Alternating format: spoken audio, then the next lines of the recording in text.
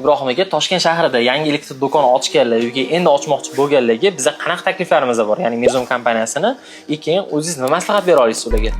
Yangi do'kon ochganlar yoki ochmoqchi bo'lganlarga shuni maslahat bera olamizki, to'g'ri assortiment ko'p bo'lishi kerak. Har bitta do'konda assortiment odam chaqiradi, lekin kolичествosiga kelganda ozgina hisob-kitob qilishsa yaxshi bo'ladi. Chunki qaysidir kelishilgan muddat kelganda pul to'la olmaslik holatlari ko'p bo'lgani sababli tushunmovchiliklar kelib chiqadi orada. Bizda qanaqa takliflar bor aka?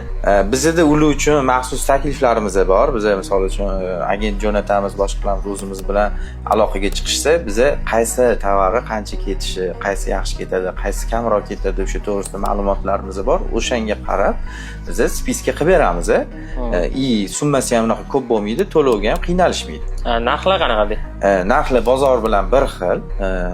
Bizda yetkazib berish xizmati ham bor. Qanaqadir ma'noda kolичество ham tugab qolsa, 10 kunda tugab qoldim, 5 kunda tugab qoldim, yana zakaz qilishsa, yana olib borib beraveramiz. Zo'r. Do'kon ochayotganlarga zo'r imkoniyat ekanda.